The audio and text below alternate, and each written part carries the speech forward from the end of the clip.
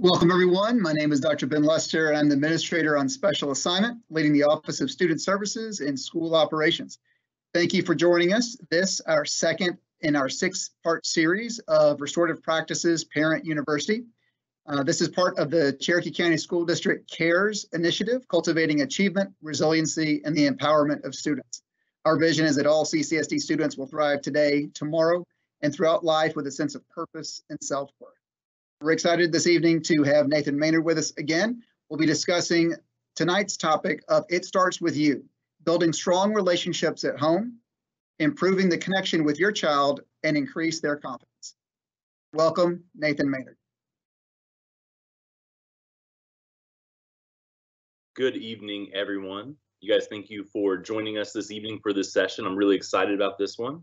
And thank you for everyone that has tuned in for our last session as well.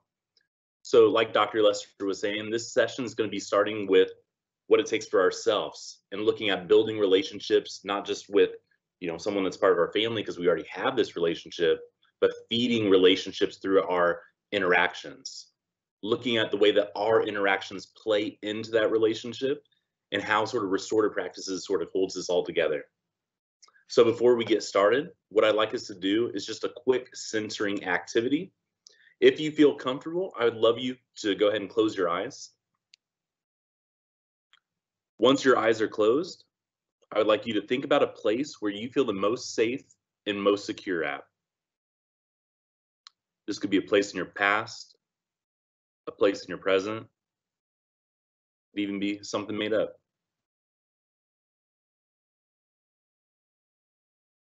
Now that you're in this place, I want you to look around. What do you see? What do you notice in this place? I want you to reach out with your hands. What can you touch? What objects are around you? What can you feel? Now I want you to think about your ears. What do you hear in this place? What are the sounds around you? And lastly, I want us to be mindful of our nose. What do we smell in this place?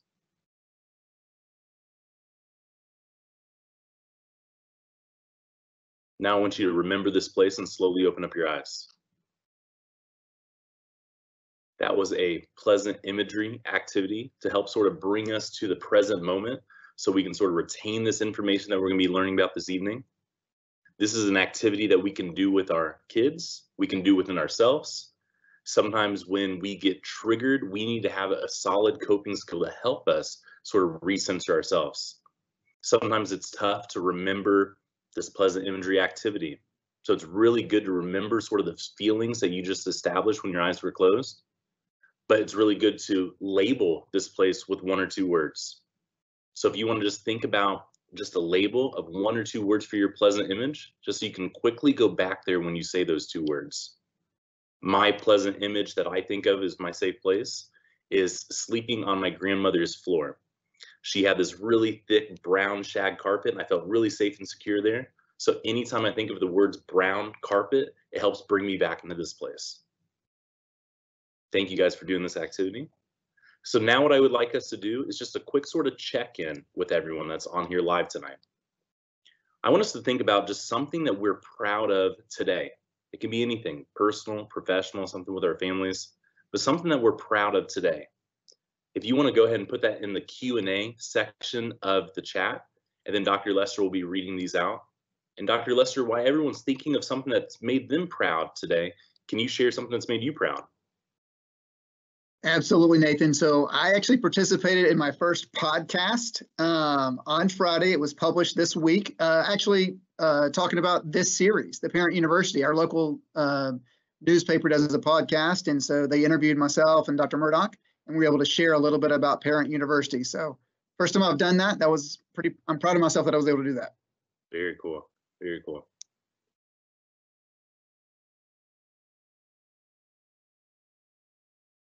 And if we start to see any sort of live ones come in that Q&A, we can sort of shout those out when we do see those. We'll go ahead and spend a couple minutes getting some feedback. Proud that I made it through Wednesday, hump day, right? Yep.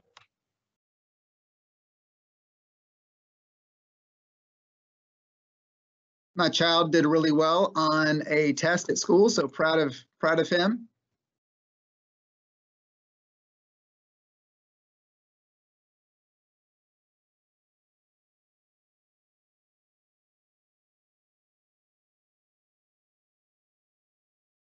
Proud of my team at work. We were able to win a contract. Okay. See if maybe we can get one more in here. My son's success at school. He just returned to in-person learning. Thank you, CCSD. That's awesome. Well, thank you guys all for participating. And if you're still coming up with something that you're proud of, still feel free to put that in the Q&A and we'll go ahead and show those out just so we can sort of share these accomplishments that, you know, make us proud and made us smile this week. So before we get started with, you know, centering this activity and centering sort of this lesson, it starts with us. We want to sort of do a quick review of what we talked about last time. We talked a lot about what restorative practices are and how sort of we can embed this into our families and what this looks like. We talked about sort of this level that we're doing with, you know, the school district, as well as ways that we can sort of incorporate this with just interpersonal communication with our families. When we're thinking about restorative practices, it's a relationship-based approach. We understand that this establishing of relationships, we already have this sort of established relationship because this is our family. But one thing that we want to focus on this evening is feeding these relationships and what this looks like. And then even this next session that we're going to be talking about, and Dr. Lester is going to give sort of a short teaser of this at the end, but we're going to talk about other ways to continue to feed these relationships with some family meetings and what these look like. Lastly, with restorative practices, we talk about when something goes wrong, how to fix it, how to repair the relationship, repair the harm that was caused. With these three different sort of components, this is an evidence-based approach to help with engagement with whatever sort of activity is going on, help us bring more of a sense of belonging to our students and our kids in our homes, and helping sort of just build up this sense of I'm a part of this together, which we want for our families. When we're thinking about the reactive side of restorative practices, we also talked a lot about sort of this rusty car and what this looks like to be a detective, looking at all behavior as a form of communication. When we notice that a situation is going on, we look and see what is the driver of this behavior. So throughout some of these sessions that we're going to be doing with Parent University, we're going to be learning skills to become a detective in the way that we communicate, the way that we interact, and the ways that we sort of meet the needs of our kids when there's situations that do arise. We also talked a lot about where we should be spending our time and what this looks like as, you know, parents for our kids. We talked about this restorative practices is a proactive approach. We want to spend more times being relationship focused with feeding and keeping those relationships than reactive and sort of redirecting misbehaviors, having sort of these disciplined conversations. The more that we can become proactive, the less we have to become reactive. And that's sort of our goal through these sessions when we're learning about these practices. What we're going to be really focusing on this evening is some of these proactive approaches and some ways that we can continue to look at our relationships with our kids and what this looks like to build this up, as well as some ways that we can incorporate some skill-based practices to keep ourselves centered when we're speaking to our kids and when situations do pop up. Because it does start with us. It's what we're bringing into the interactions. It's what we're bringing into situations. And as much as we want these to be just our kid-facing strategy, we understand this is us facing strategies as well. So let's go ahead and get started with some strategies to strengthen relationships. When we're thinking about strengthening a relationship, we got to think about all the interactions that go on with our family and what this really looks like to have these interactions. We have some component where we may have our kids go to school, we may go to work, we may have something where we sort of separate ways, and then we come back together at some point. We want to be thinking about ways that we are greeting our family and greeting our kids when we do bring them back into either a household or picking them up from school, whatever that situation might be. There was a lady that I work with and I'm friends with, and she was talking a lot about how, you know, every time she would go home, she noticed that, you know, her fiance wouldn't be at the door. She noticed that her kids would be upstairs and doing stuff and not sort of around. And she kept trying to think more and more and more, Why aren't they here? Like, I'm coming home, I've had a long day at work, no one's here to sort of say hi to me, and they just sort of avoided her. She started looking at sort of the interactions that she had when she first walked into the door. What she started to realize was she would look over and see a jacket on the floor and say, hey, someone needs to come pick this jacket up. She would notice that the trash wasn't taken out. She would say something to her fiance and say, hey, why is the trash not taken out?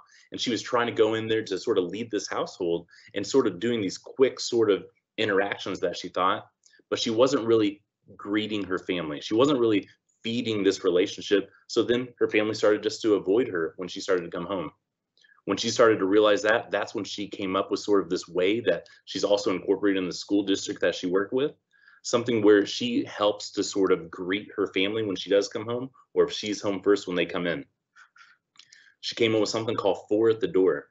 It's a way that she greets her family when they do come in, and it's something that she does incorporate with a lot of her teachers in her school district out of Bakersfield Community Schools in California.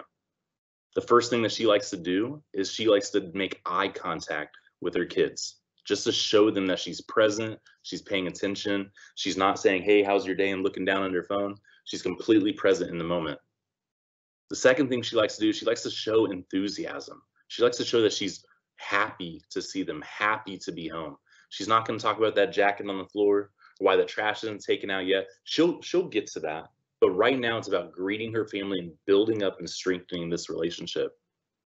The third part is just some sort of greeting with her kids or with her fiance. In schools, a lot of times we have teachers that would stand at the door and they greet the students when they walk into the classroom to show that they belong, show there's a sense of community. Some of those images over there on the right of this slide shows you some of the greetings that teachers do with kids. Some of them, in the past would do high fives and handshakes. We know with, the current pandemic, we're not going to be doing a lot of this right now. But with our families, what sort of greeting do we want to do that we're going to sort of co-construct with our family when they do come in? Is it a hug each time? Is it a high five? Is it whatever this might be, something that you come up with whoever you're greeting as part of your family? And the last part is something that's really important, not just in education, but also with our families and our kids, is using their name. There's a lot of studies out there that show that a lot of times kids' names aren't being said unless they're being redirected. So then they start to feel a certain type of way when their name gets called. If I yelled my son's name right now, he'd probably think that he may be in trouble if I'm not interacting with him and using his name in a positive way throughout my conversations and sort of strengthening these relationships. So this is just one strategy, just to be mindful of how are we greeting our family when we do go back into meeting them in whatever capacity this is.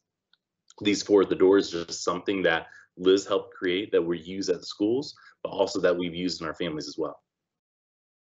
The second component is a way that we sort of are mindful to get to know our kids on a deeper level. A lot of times we may talk to them about academics. We may talk to them about chores, sports, all these different other sort of responsibilities and stuff that sort of, duties that they have to sort of accomplish. And we have to have those interactions. We have to have those conversations. The 2x10 strategy is an evidence-based strategy. And again, this is something that's used in schools as well as in homes. But it's for 2 minutes for 10 days to give complete, undivided attention to our kids, one at a time. That's building them up and just being a good listener for them with our interactions, hearing them, seeing what's taking place in their day, talking to them about whatever they want to talk to about. It's not us saying, hey, how's your grades doing? How's this relationship going? How's this going? It's just being mindful to letting them talk about what they want to talk about. In this strategy, we want to be really paying attention that we're following through with these 2 minutes and through these 10 days, because that shows that our kids, that we are trying to get to know them on a different level and not just trying to check up on them for some responsibilities. The next strategy that I'd like to highlight is something called the bucket filler. When we're looking at our kids and our families, we want to look at sort of this bucket of love, compassion, kindness, and all these positive sort of affirmations, things that make people feel good. When our kids come home from school, we want to look at sort of their bucket as possibly being empty. We're hoping it's not empty. We're hoping that educators are filling up this bucket and continuing to give them affirmations, making them feel good and doing this. And a lot of times this is happening. But if we assume that this bucket is empty, it makes us have more intentionality that we need to fill it up with love and affirmations and kindness as well. When we start to notice that something's going on in our household, and a situation starting to come out and people are becoming more stressed or more sort of all over the place, what do we do to take a moment and start just building everyone back up, filling up this bucket with love and intention and kindness? This could be through just a quick sort of, hey, I'm proud of you today, and a pat on the back. It could be through something where it's saying, hey, I'm really proud that you made this dinner tonight, or just whatever sort of affirmations we want to give. But we're trying to fill up this cup of either our kid or our family as a whole, and just making sure that we're trying to fill this up every single day, because tough stuff happens, stress happens, anxiety happens. A lot of times that our kids are going to need sort of this redirection sometime and going through things and working through things together. But on the proactive side, we want to make sure that we're filling up their bucket every single day with positive affirmations and making them feel good. The next component is more of a strategy that helps us strengthen relationships, but it also helps us seek to understand what might be going on with our kids. A lot of times it's tough to talk about, different components that go on in school. Different, let's say a breakup happened with a girlfriend or boyfriend. It's tough to sort of go through this and sort of have these conversations. What we want to do is have good skills to be able to sort of unpack situations with our kids and be able to really build them up to work through things together, co-construct sort of situations and support and what this looks like. What the iceberg activity does, and you can do this with any age of kids, is sort of having them be mindful of things that are playing into their life, stressors that might be happening, situations that might be happening, and how to really center themselves to figure this out with us so we can go through things together. The way that you do the iceberg activity is you first start out and you draw an iceberg, sort of like the image up here on the screen.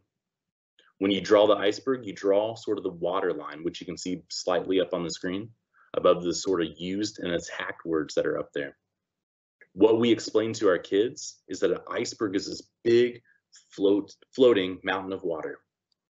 With the iceberg, you can only see the tip of it. You don't know how big and how immensely huge, the bottom components are, and all these other things that are going on in the bottom of it. All you see is the tip of this iceberg. And the tip of the iceberg, that's what other people will see.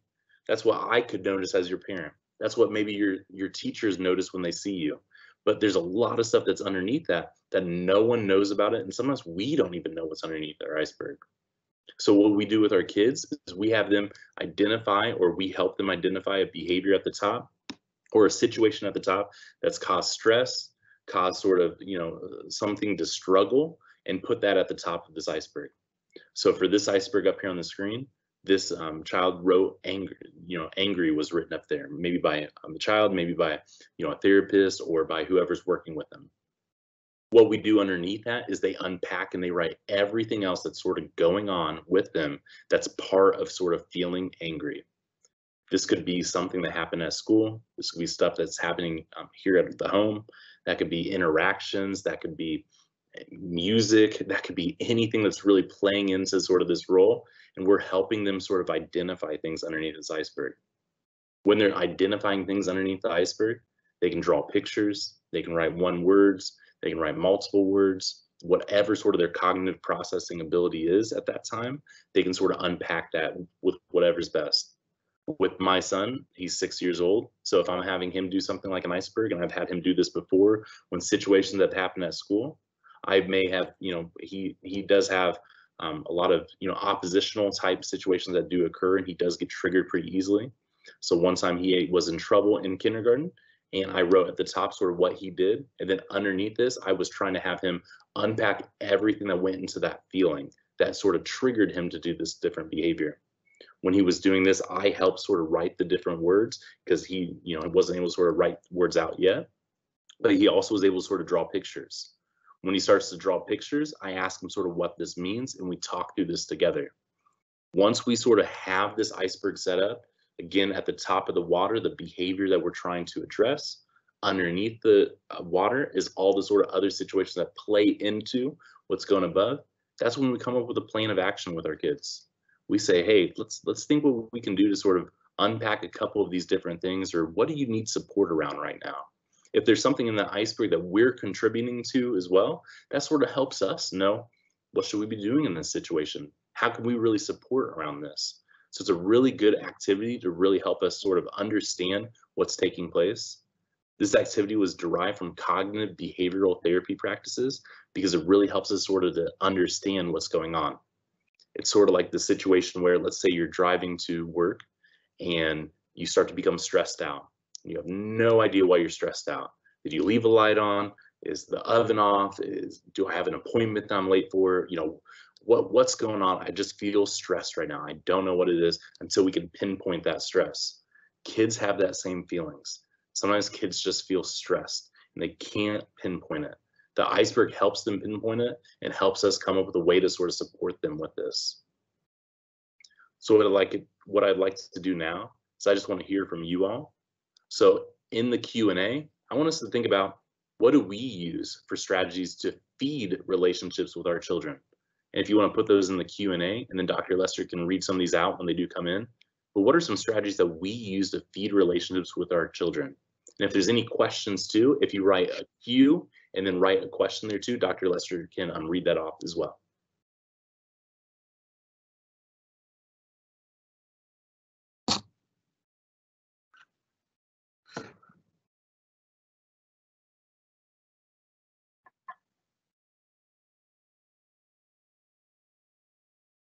Nathan, I've got one here that says it's kind of scheduling their time with kids too.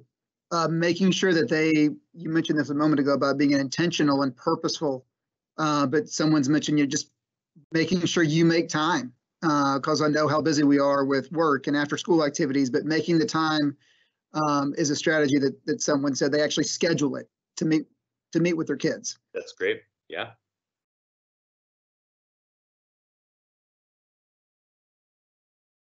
Someone else has said creating experiences, right? Whether that's going to a park or reading a book together, but just creating a shared experience with their kids, they found to be a great way to feed those relationships as well, because it's something they can always kind of look back to and reflect upon in that parent-child relationship. Yeah, it's really cool. See if maybe we can get one more in here.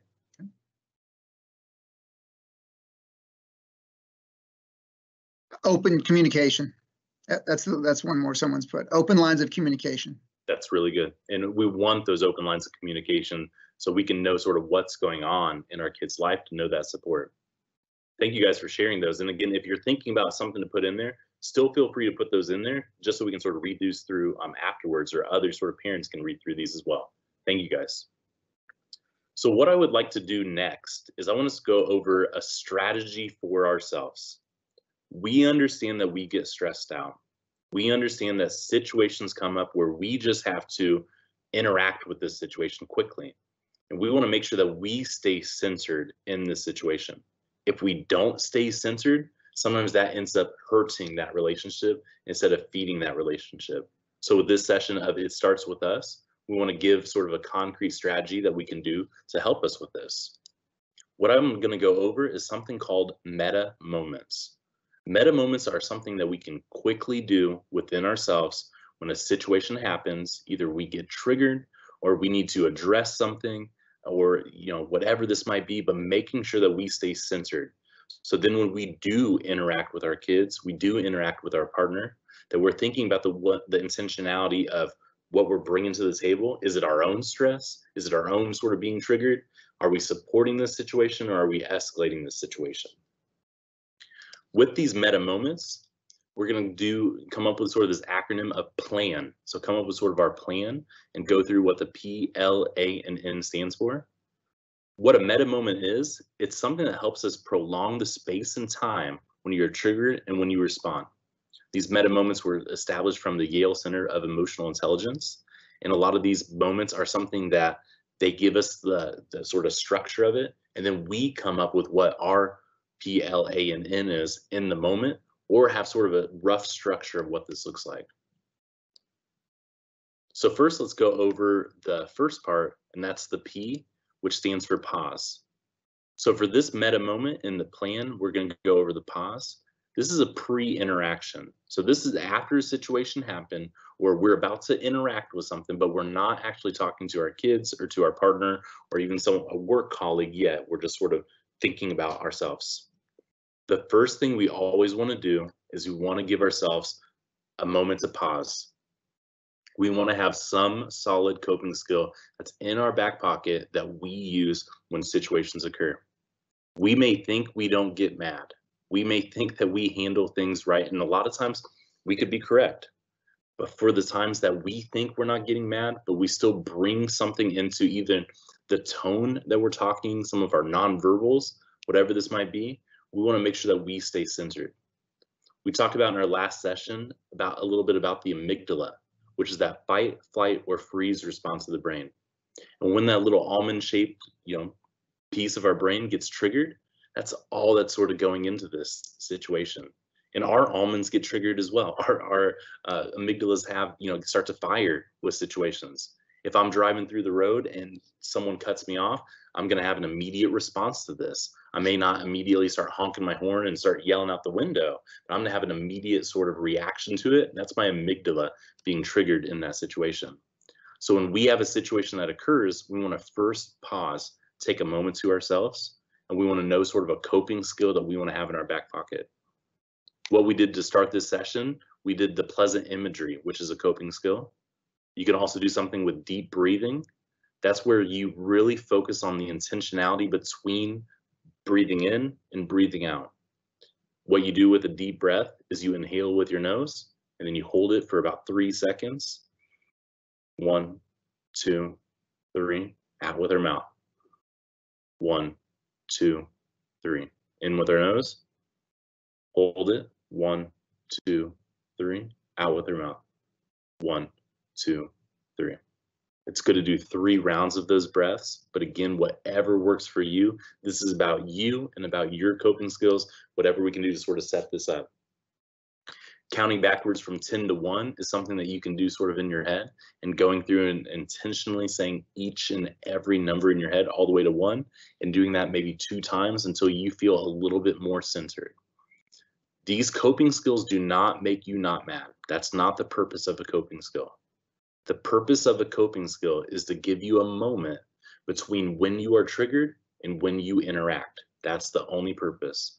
When I teach even my 6-year-old a coping skill, he says, I'm still mad. And I say, that's normal. That's completely normal. This coping skill is not going to make you not mad. It's going to help you think about what you should do next, what this interaction is. But before we think about what we're going to do next, we got to first go to the next part of the meta moment, which is L, and this is listen. When we're thinking about listen, this is paying attention to our bodies, understanding our cues. A cue is a physical sign that we are still triggered in a situation. There's internal cues and there's external cues. Internal cues are some of the ones mentioned up here on the screen. Heart racing, maybe feeling a little bit warm, our eyesight changing, maybe we can hear a heartbeat in our ears, something like this. Those are all internal cues. Those are physical signs that we are still triggered. And these are signs that other people cannot see because they're internal. Some external physical cues that shows that we're still triggered are listed up here. Possibly, pacing back and forth, our tone of voice gets louder. Maybe we posture up. Maybe we start to clench our fist, roll our eyes. These are just different things that our body starts to do automatically when we start to become triggered in a situation. It's good to know what our cues are. So if we do have a cue and we still notice that we're still angry, we may jump back up there to the P again and do another coping skill before we get into our next situation. So it's good to understand our cues and understand how we're going to pay attention to our cues to know what we should do next. The next component is, I think, one of the most important components, and that's asking ourselves a couple different questions. When we have an interaction with our kids, with our spouse, with anyone that's in our lives, We want to be thinking about what we're hoping to get out of this interaction. We want to first start out and say, am I assuming with this? And I like that question first because it puts us sort of in this place of saying, are we putting our own dispositions? Are we putting our own sort of thoughts and feelings into what we want to do? Because if we do, we're sort of dragging our kids or our family through something that we're trying to figure out ourselves. So the first thing is, am I assuming? The second question is that really important one, and that's what am I hoping to get from this interaction? If we go into an interaction and let's say that my son just threw something across the room and I quickly jump and I quickly start to try to stop him from doing this or try to redirect his behavior, I'm going into this situation dysregulated myself. I didn't use that P and that L. I wasn't able to use a coping skill. I didn't pay attention to my body. I just went into this situation.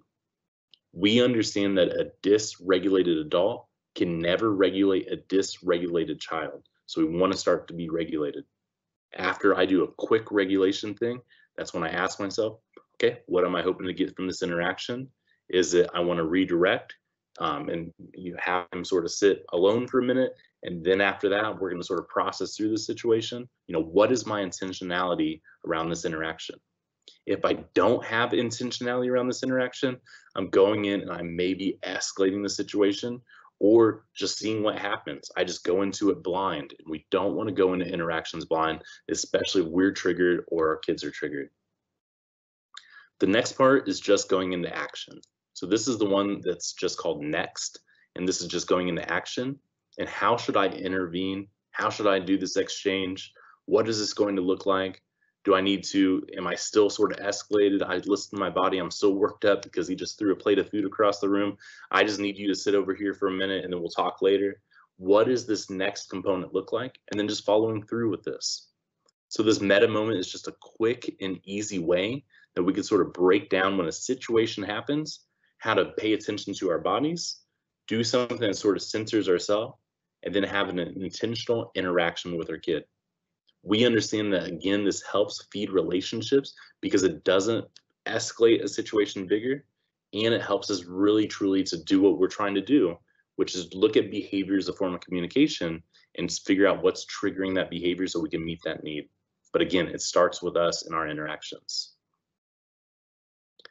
The next component that we're going to be learning about this evening, and then we're going to be opening up for some questions, is going to be sort of being a good listener and the impacts that being a good listener has. We understand that when we go into a situation and we're trying to feed this relationship, we're doing a 2x10 strategy, we're doing something where we're greeting our kids at the door when they come home, or greeting them into our cars when we're picking them up from school, whatever this is, it's about being a good listener. We're going to talk about a listening skill that a lot of people don't really focus on because it's a little awkward sometimes if we're not used to doing this. It's called reflective listening. Reflective listening, sort of in layman's terms, is being a mirror, is looking at a situation and just mirroring back what we hear back and forth. This is just something that helps our kids feel respected, heard, listened to, and not us just jumping just to respond to a situation. A lot of times when someone is telling us something, we're thinking about what we want to say next to them. When we're being a reflective listener, it's just reflecting back what they're saying. We're processing what they're saying, but we're not thinking about the next question to ask. We're just allowing them some time to sort of reconstruct their own thoughts. I'm going to show you how to do this. So the foundation for being a reflective listener starts out with giving complete attention to our kids, letting them know that we're here, we're in the moment, we're working through this with you, and we want to be just mindful of this moment with you. We don't want to be on our phones. We don't want to be answering emails on our laptop. We want to show them that we're paying attention. The next part is no criticizing and no fixing problems when the situation occurs. I know one of my biggest things that I've tried to overcome over the years, and I still fall into this all the time, is I'm a fixer. When I hear a situation in my professional life or my personal life, I'm quickly thinking about feedback and constructive sort of ways to sort of fix the problem. But when we're being a reflective listener, it's not about fixing someone else's problem. It's not about giving feedback. It's not criticizing. It's just being that listener in the moment. If they ask us, later, what do you think I should do? That's opening up the door for me to sort of do what I like, and that's helping fix things. But when I'm being a reflective listener, I'm not even offering. I'm just sort of letting them sort of go through this process. We want to be completely present with this complete attention. So again, this is being mindful in our heads.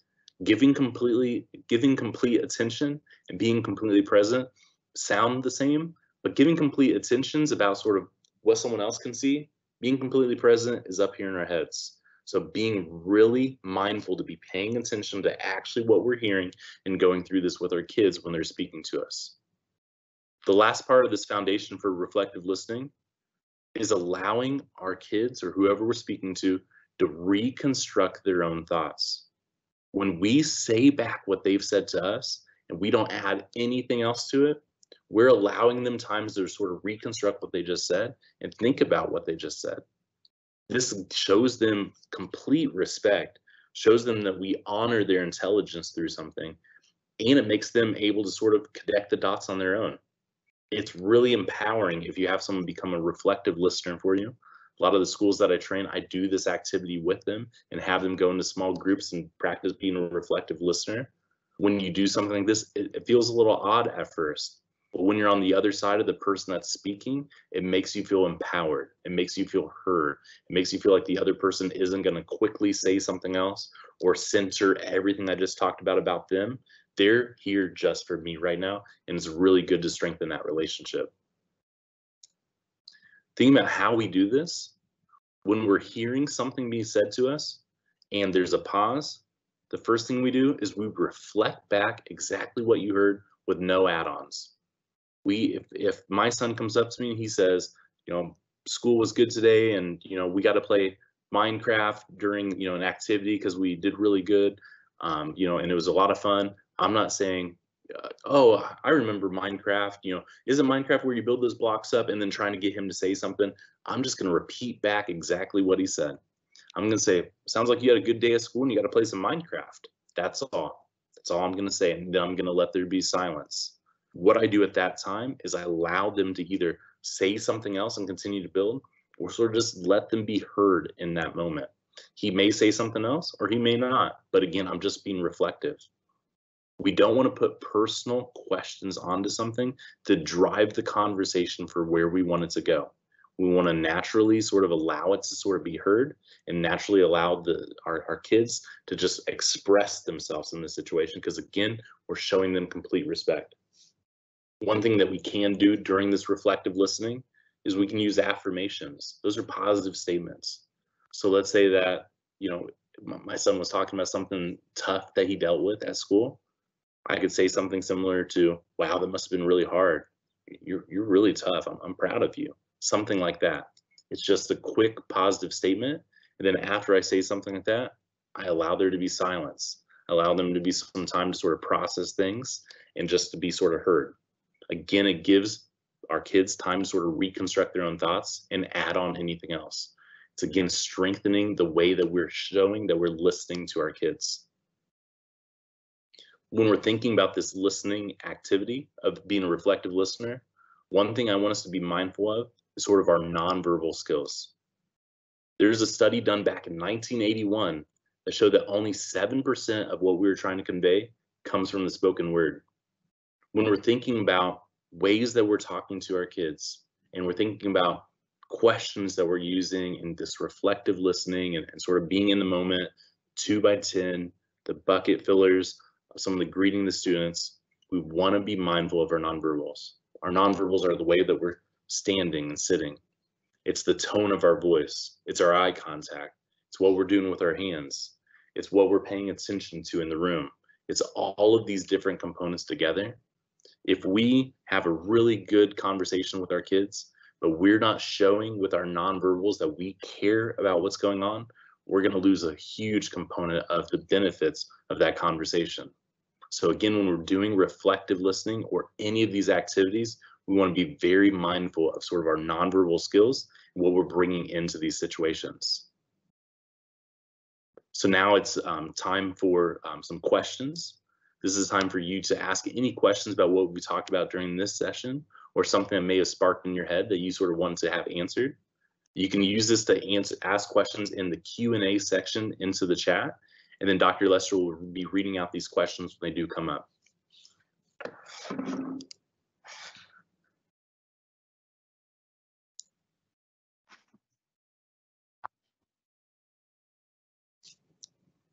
And Dr. Lester, when these questions are coming up, is there any questions that you may have that you'd like to sort of highlight on for the families?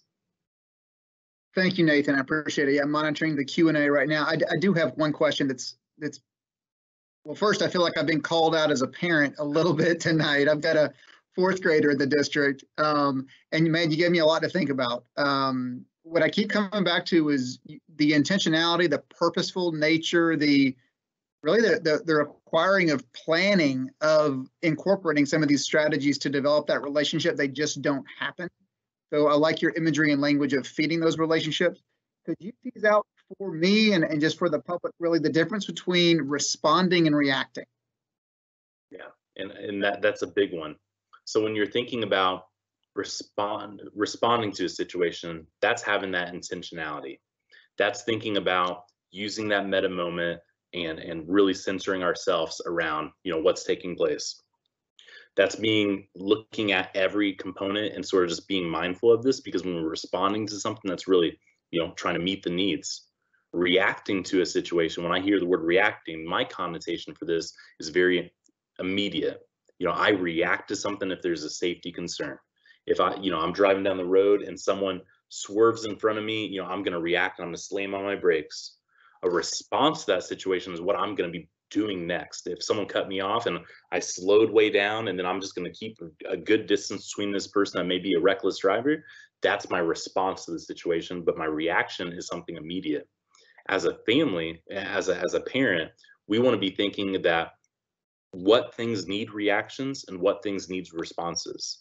If I had, two sons and they were in a physical sort of altercation over a video game or something, I'm sure that never happens to two boys in any household.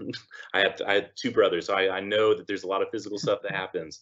But when situations like this happen, we need to quickly react, right? We need to break it up, do this, but then we need to respond. Then we need to come up with this plan.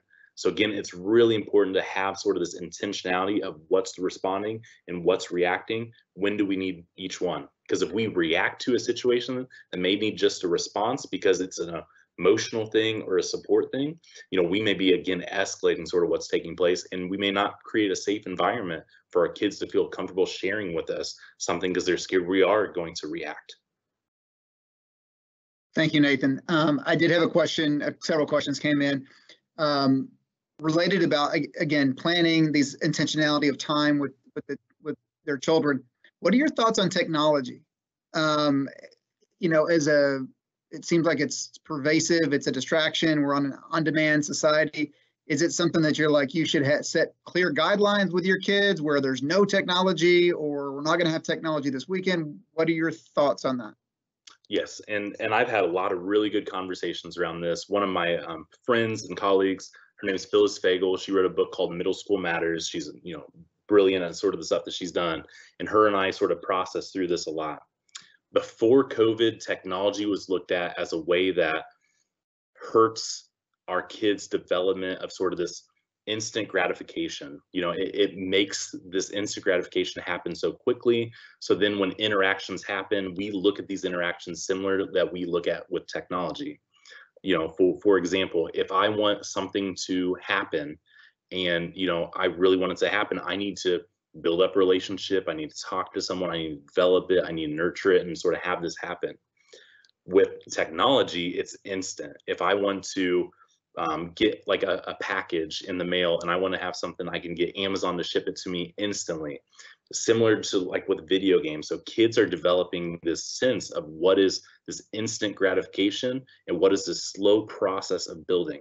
This was pre-COVID. With COVID happening and a lot of kids being virtual, being remote, and not interacting with their peers, a lot of the experts have now encouraged technology to keep this communication going because humans need connections. So even with video games, even with interactions, being mindful of how much time we're spending on this, there's a lot of studies out there with, violent video games and stuff like this, what those impacts do have on our amygdala, those impacts that we have on the situations, but being just really mindful around what's taking place with technology.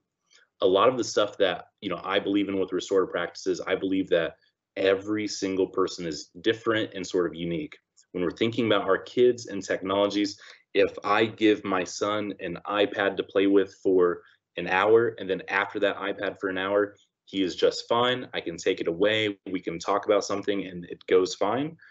That's great. If I take the iPad away and he has an immediate sort of reaction to it, he wants this iPad, he doesn't want to go outside, he doesn't want to process with me, I understand that that media is having sort of an impact. So I think that, circling back to sort of the question, we have to sort of see what this is doing to our kids and being really mindful and paying attention to these interactions, paying attention to how they're using this technology, and is it helping them? Is it just something that sort of gets them through the day, or is it something that they're becoming dependent upon and it's hurting sort of the development of this instant gratification instead of sort of this slow nurture of building something up and getting something that we want? Thank you. You mentioned in that answer too, the book Middle School Matters. Yes. That's one of our questions from another parent. What books, resources to continue to look at other strategies for improving communication with their children that you would kind of direct or you would suggest families look to? Yeah, that's good. And the book Hacking School Discipline, we do a lot of strategies within this, and I know it's directed mainly to educators, but there is a lot of families that do check out that book and sort of look at some of the practices within this. Middle School Matters is one written by Phyllis Fagel. It's directed mainly towards middle school families and middle school kids, but again, it really helps with sort of what communication looks like and building this out as well. There's a lot of resources around restorative practices through the website IIRP, and that's the website that we sort of talked about last time, the International Institute of Restorative Practices. They have a lot of resources for families as well as a lot of resources for educators too, that goes over sort of I statements, effective statements, as well as some other ways to sort of build up those communications. Great. Yeah, I've put some of that in our chat too, the book titles, and then obviously the link to the IRP website as well.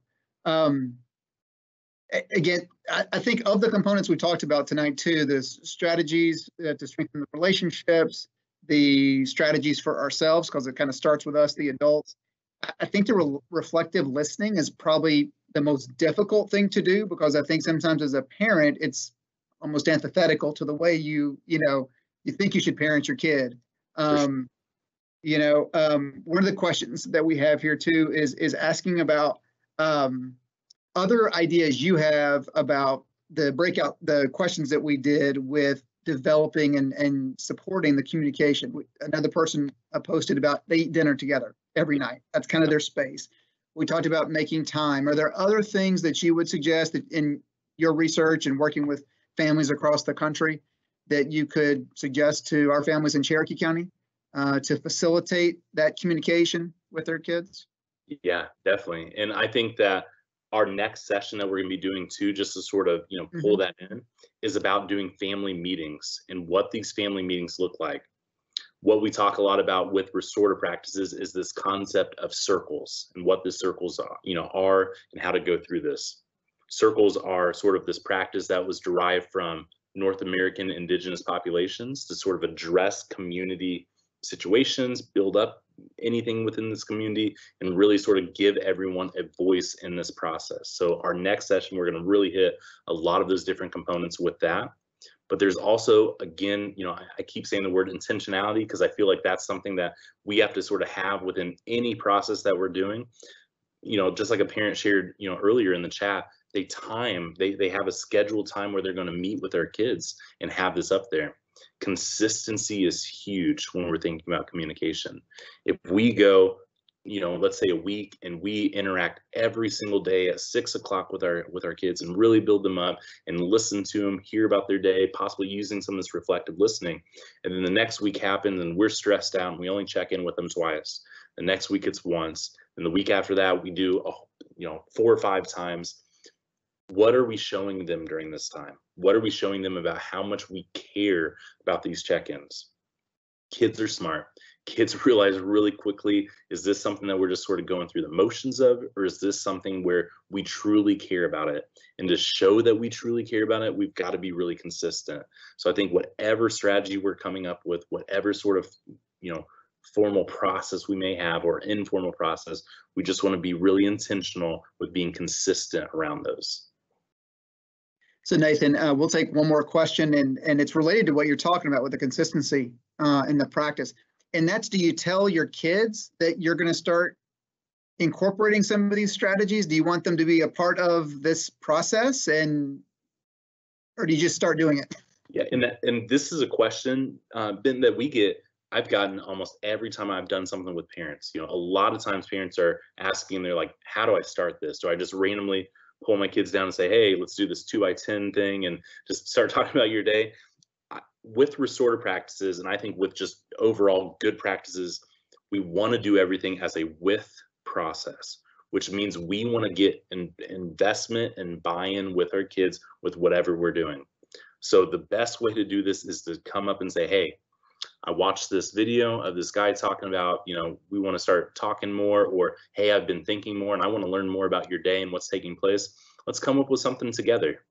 When you can co-construct that with our kids or with our families, it gives them this buy-in. They've helped bake the cake with us. They're not just sitting there eating the cake and they're going to say, oh, this tastes too sweet, or, hey, I wish this was chocolate instead of vanilla. They were with us. They built this with us. That's what we want to do with all of these interactions and all these strategies. We want to build the cake with our families, build the cake with our kids, so they have this investment. They can give us feedback through this process. And if there needs to be sort of short little changes, we make those changes together as a family. If we start doing these circles and these family meetings that we're going to talk about next session, or we start doing this sort of check-in, quick little thing in the car every single day, and we don't really like it, let's make changes as a family. Let's co-construct this together and continue this as a with process, because then it's less sort of pushback and feedback, which we're trying to avoid, and more intrinsic value because they're coming up with this with us.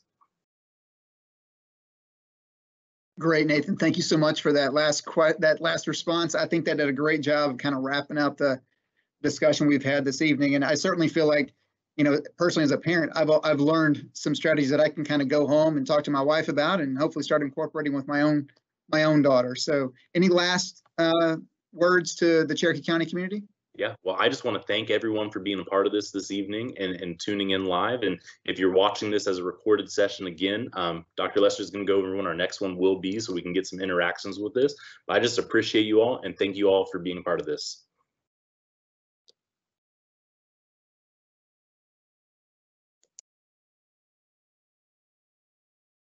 Nathan, thank you. We appreciate, again, your time and expertise as it relates to restorative practices and how we can use these practices as, again, the topic of tonight's discussion, to really improve relationships with our children. So I want to thank everyone that was able to join us live tonight. Those of you that are going to be watching it on demand on YouTube, hope you get a lot out of it as well. We will have our next session, our next Parent University, in 3 weeks. So we're off next week. We're off for spring break.